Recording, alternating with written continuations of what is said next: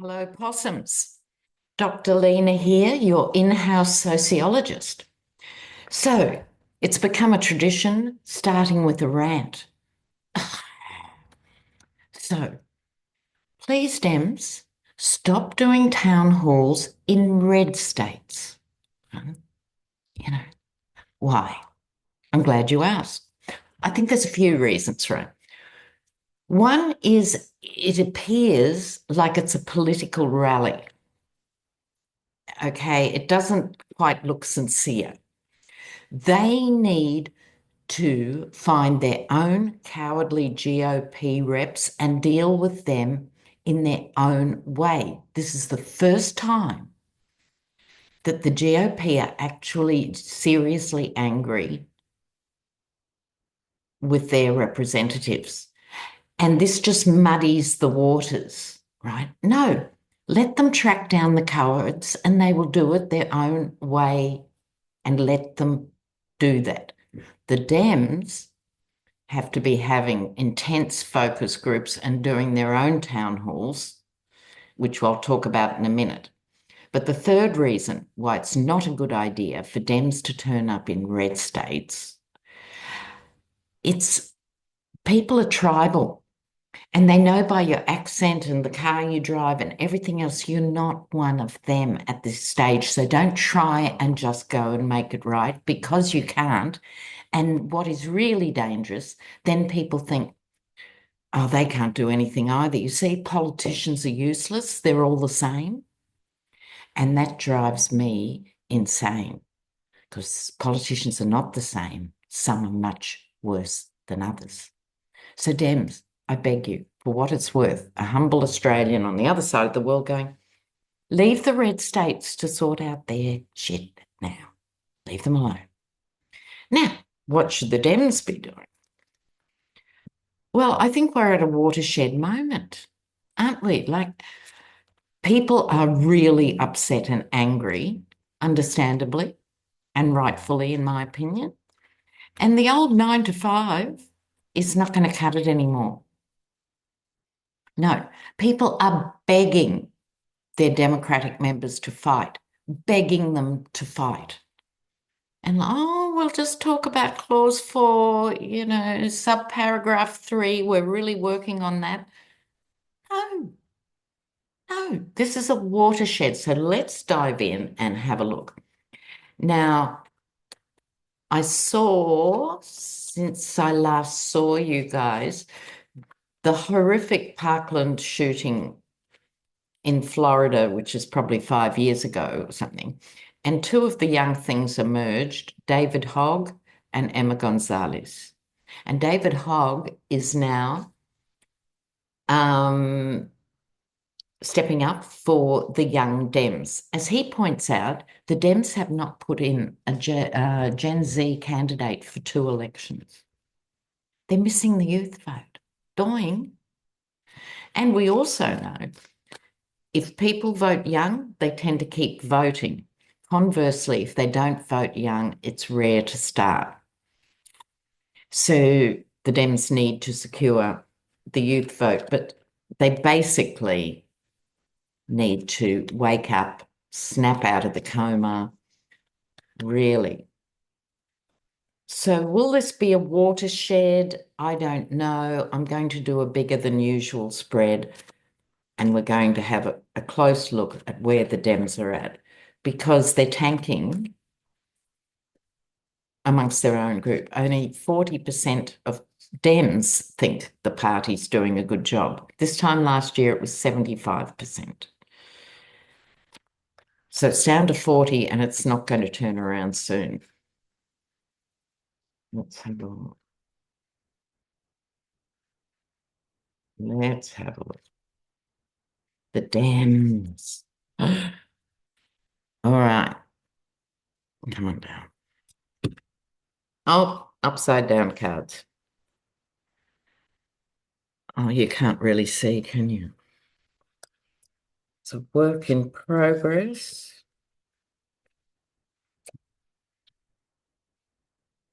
All right.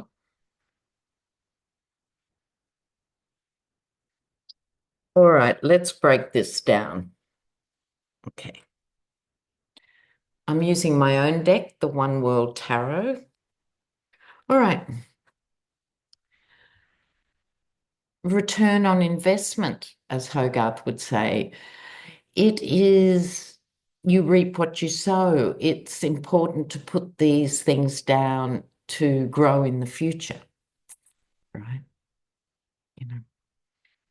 So right now, it's time to do some more planting and have a new approach. Excuse me, the little grand dog is doing something.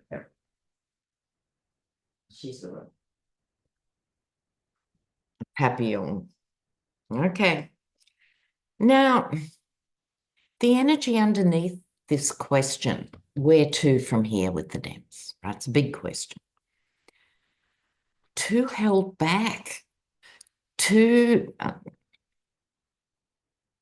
you know, too subdued, navel gazing, shining the lamp, yes, but not very far and not very wide. Okay. It's also the card of higher education. Well, that's not going well. Columbia University has just caved to keep their funding. They've just caved. We'll deal with that potentially. Okay, but the point is too withdrawn. Now, the ideas of the past, the star, the most gorgeous card in the deck, all the good things. You know, be inclusive, look after people, be nice, all of it, the American dream, right? This is past ideas for the Dems. Past actions. Well, they did try and do that with the Lovers. I'm not here to just spit and condemn the Dems. That's not my role. What I am saying is, let's look what's happening coming forward. So this was making a supreme effort, trying to be all things to all people. What went wrong with that? Well, King of Pentacles. This is corporate Dems. Now, guys, I digress. King of Pentacles. Do you remember, it'd probably be 2 years ago now or something, AOC used her time in the House to do what she called the corruption game. It's a 5-minute clip. I'll put it. And she very cleverly did it simply by saying what the rules are and aren't about people taking money when they're meant to be public servants and serving the people. So the Republicans and Dems both do it. The difference is the Dems will spend more of that money on decent social programs, but you've still got those, including the highest ranking Dems, who have significant stocks and shares portfolios and things, etc. Right? So I would recommend that. I will pin it up, the corruption game, because this is where the rot starts. In Australia, it's bad enough, but it's not as blatant and it's not as across the board. And I'll touch wood. Okay, but in the US, it's there. This is why the problems are endemic and they need a radical solution. Okay, so going forward, short-term future for the Dems. The Hierophant trying to keep the courts from collapsing, let's be honest, trying to keep faith in the systems. This is the White House, the courthouse, and the church, trying to stay the line. This is a very volatile time in history. Further out, which I would say it's so hard now in this manic time frame that we're all in, I would have said once in the next year. Now I'll say in the next 3 months. A new leader will emerge who has a bit more gravitas. But look at this. Don't give up. The gorgeous Temperance card. So Temperance is about see the balance of the secret's in the feet.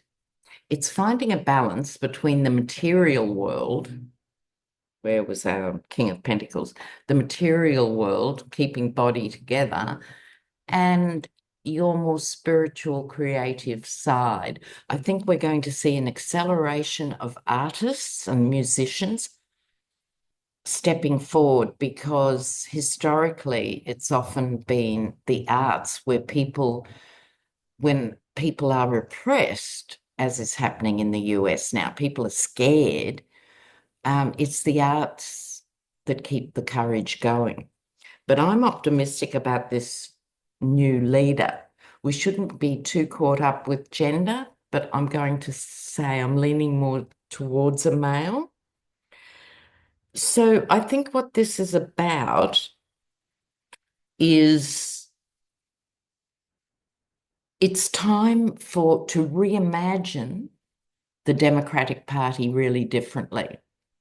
So, and the talk is, in the chattering political class, the talk is it time for the Dems to have their version of the Tea Party, right? Because everyone from Biden to Chuck Schumer, radical left, they're condemned as the radical left. You must be kidding me. They're no more left than my right foot. No, they're centrists. I think perhaps we need a bit of the radical left. Go AOC, who crushed it on her anti-oligarch speech with Bernie. Awesome. So now,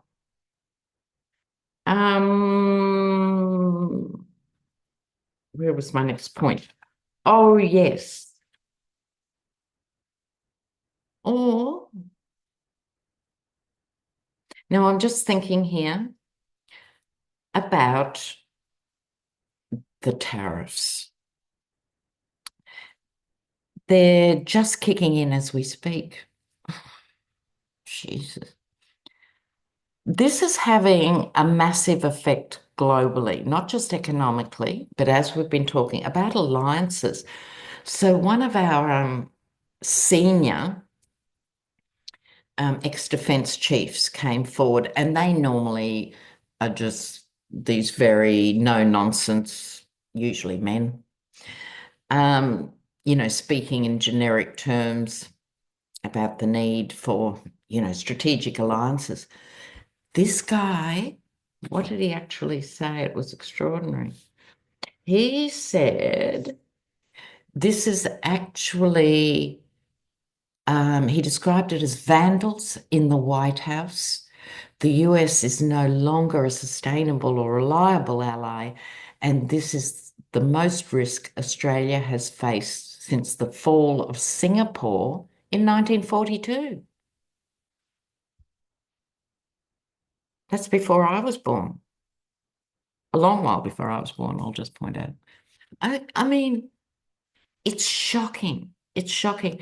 But Canada continues to lead the way, showing people how to stand up and resist and unite in that resistance. And so there's talk of a new alliance now, which is CANZUK, Canada, Australia, New Zealand, UK, CANZUK. So stay true north and we'll stay true south. Awesome. So Australians and Canadians are quite similar culturally in the sense we tend not to like people who big note themselves. Like that clawing, get to the top of the pile thing isn't admired in Canada or Australia or the UK for that matter. So people are ditching it. You know. Ah, what about the Yeti? He said, because the countries I was just describing are all part of the Commonwealth. And the Yeti said King Charles wants to invite him, i.e., I think you, the United States, into the Commonwealth.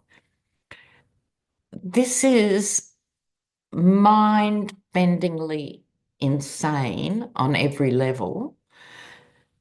Firstly, because King Charles, in fact, is a king and he doesn't have that sort of power, right? Unlike the monster, no, he doesn't have that sort of power. The Commonwealth were bounded by historical borders. You know, we have a shared history, not all of it pretty. No, I mean, total rubbish. He lives in Disneyland. Anyway, he's talking large about April 2nd being Liberation Day. Now, obviously, he's a day out because he's talking about April 1st. He has to be because he thinks the billions are going to flood in and flood across the nation. So MAGA's going to be inundated with tariff revenue. People won't know what to do with all this sudden wealth. Really.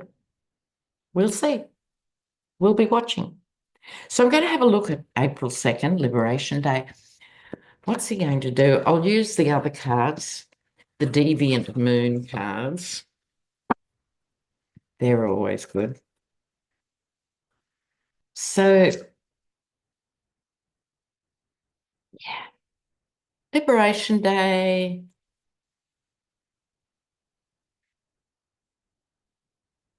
Well,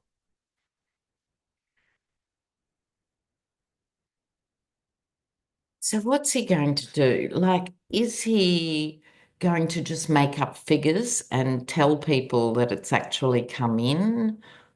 Or people realize, or what? He'll probably make all these mad claims. What's going to happen? Liberation Day.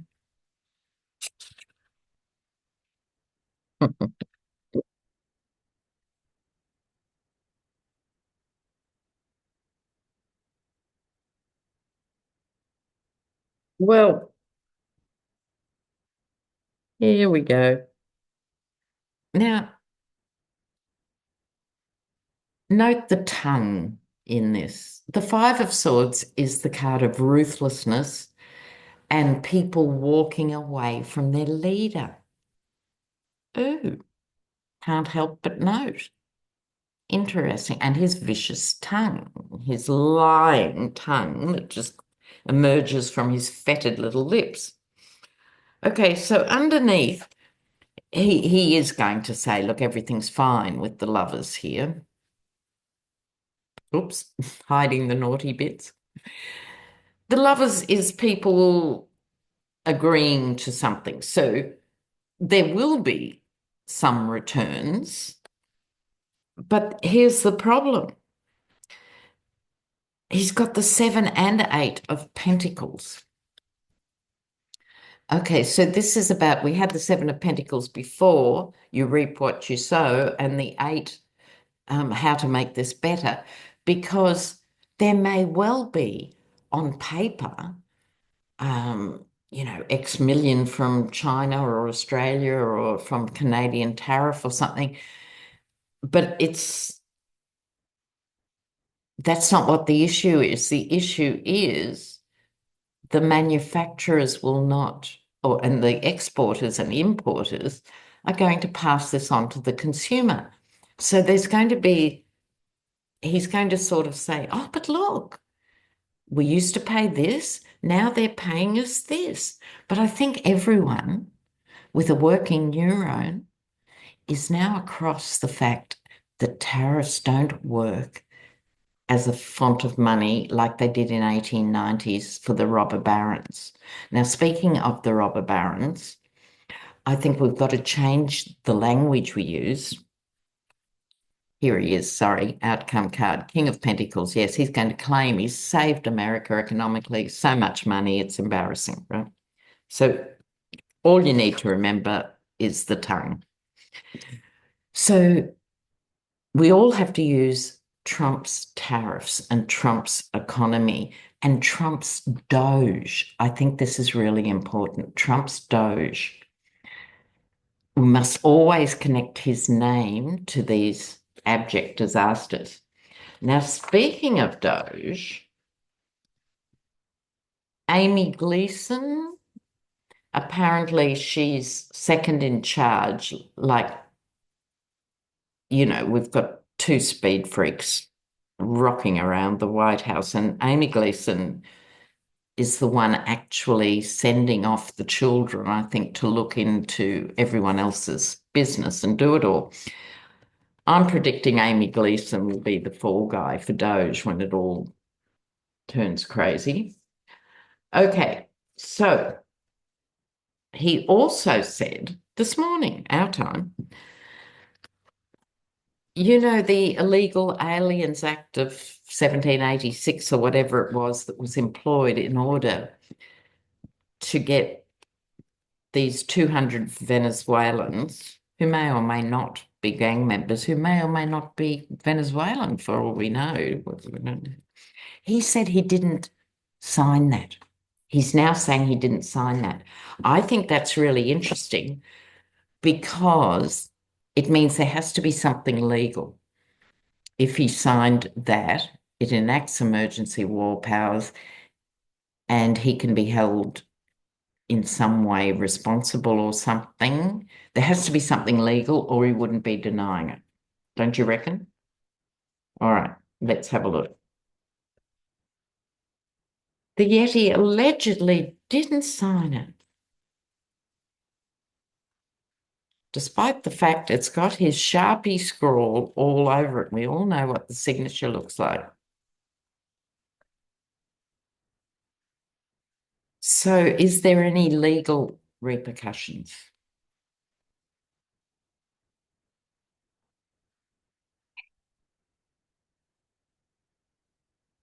The War Crimes Act. Oh, nostalgia. Oh, all right. Oh, he's up to no good with this. Sorry about that sun. It's a bit vicious. I don't think it's a metaphysical orb. I think it's just the sun screaming in. All right. Nostalgia for the good old days. I think, see, I don't think the Yeti is that happy. Okay. You look at him, you're not looking at a deliriously happy man drunk on power and having his best life. You're not. I think he's quite nostalgic from when he was just a playboy millionaire, even when he was married, where he could grope women unimpeded, and everyone thought that was okay. Those are the good old days, right? I think he's sort of wishing for that. He's not up to all this techno speak and everything. He doesn't actually enjoy it. Right. There's going to be some splashback on this. These boats are coming back in. I think now the thing with temperance is because he is singularly not a temperate person, nor is Musk. So I think this is a screaming card of lack of temperance. It's almost like it's inverted. So he's trying to calm the waters about this issue, but it's no good because that boat has sailed. His signature's there on this piece of paper. Hello. I think this is a female judge in the form of this Queen of Pentacles who's going to bring him down to earth. But I don't want you to get your hopes up. As we know, these things only hold things up. But that's okay. Well, it's not okay. What am I saying, Lena? It's not okay. But delays are important because delays can take us through to the point when MAGA realise Knight of Cups, the poison chalice. I mean, this is my takeaway now. I really feel this strongly. MAGA got him in, MAGA have to get him out. But I think the legal system could just hang on despite all the horrible things that are happening and the refusal to comply and Robert's wishy-washy sort of thing. But I'll share a couple of things with you. One was a quote by Bertrand Russell that a viewer sent me. And he said, first they fascinate the fools and then they muzzle the intelligent. Right. So that's exactly how MAGA operates, right? Now, let's talk about Elon's failing empire for a minute, shall we? Because I don't know about you, but it makes me feel better. So, 46,000 Tesla trucks have been recalled. It's never a good look. 46,000. Why? Because bits fall off them. You actually can't believe it. I was so intrigued by how badly these cars were looking that I actually went on a RevHead site to see what Motorhead guys were saying about Tesla 6 months ago, okay, before the inauguration, before Musk he was doing his nasties, but he wasn't like he is now, pre-Doge, pre-everything. And I went to one of these sites and I couldn't believe it. And essentially, the key things that I remember were, first of all, bits keep falling off them because they're glued on.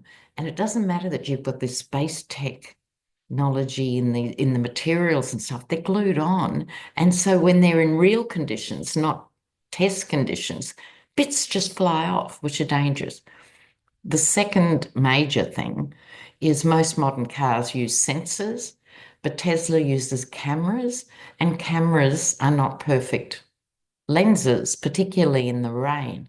And when they tested them in the rain, they're hopeless because on top of using cameras, not sensors, the wipers, which are, a yard and a half long on Teslas, pour water down. I can't actually believe this. I am not a technical person, but even I think this is strange. Conventional cars, the water jets come up and the wipers move, comme ça. Not in a Tesla. The water comes from the wipers when they're at the highest. So it goes down and it does this with the water. So you end up with a point in your vision where you can't see the 7-year-old child in front of you on the road in the rain. Shocking. Absolutely shocking. That's why his vehicles are banned in the UK and through most of Europe, not just because he's a wanker, but because they're not safe vehicles. They do not meet international standards. And it's only because the US auto industry has been rogue for generations that they're allowed. It's shocking, absolutely shocking. Now, a couple of housekeeping points. Don't forget, tomorrow night, your Saturday night, 7 p.m. EST, come and join us live on Hogarth's channel, Hogarth's Astrology. I'm there. There are 4 of us, Lady G, Celtic Sheila, Hogarth and myself. And we have great fun with the lives. So put that in your calendar. Before we go, I'm going to read you this quote because I couldn't remember if I read it to you on the last video. And even if I did, it's worth repeating, right? Because I think this can be the way forward, that the legal eagles have to start condemning the lawyers acting for Trump.